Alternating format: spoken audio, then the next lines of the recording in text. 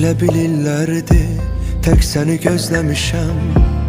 İçimdə böyüyüb sevgim, səni qəlbdə bəsləmişəm.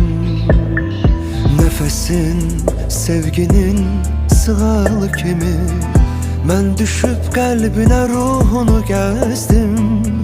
Sən ömrümə hədiyyə misalı kimi, səndən özgəsini sevə bilməzdim. Hamıdan uzağa gedək səninlə, bizim arxamızca gələn olmasın. Gəl hamıdan gizli sevək səninlə, bizim bu sevgini bilən olmasın. Hamıdan uzağa gedək səninlə, bizim arxamızca gələn olmasın. Gəl hamıdan gizli sevək səninlə, bizim bu sevgini bilən olmasın.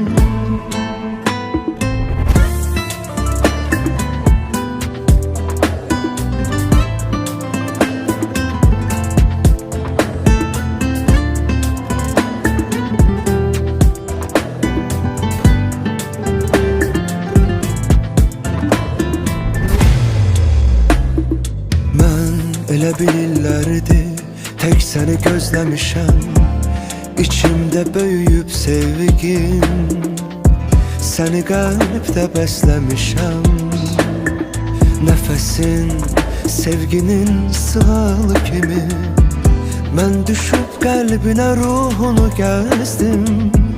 Sən ömrümə hədiyyə misal kimi, səndən özgəsini sevə bilməzdim.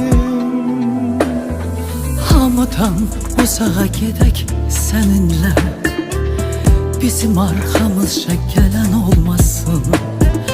Gəl hamıdan gizli sevək səninlə, bizim bu sevgini bilən olmasın. Hamıdan uzağa gedək səninlə, bizim arxamızca gələn olmasın. Gəl hamıdan gizli sevək səninlə, bizim bu sevgini bilən olmasın. Bu duyğular heç kimə bəyan olmasın. Könlümüz başqa eşqə həyan olmasın. Bir sən ol, bir də mən qoca dünyada, bizim bu sevgini duyan olmasın. Bu duyğular heç kimə bəyan olmasın. Könlümüz başqa eşqə həyan olmasın. Bir sən ol, bir də mən qoca dünyada, bizim bu sevgini duyan olmasın. Bu duyğular heç kimə bəyan olmasın. Könlümüz başqa eşqə həyan olmasın. Bir sən ol, bir də mən qoca dünyada, bizim bu sevgini bilən olmasın.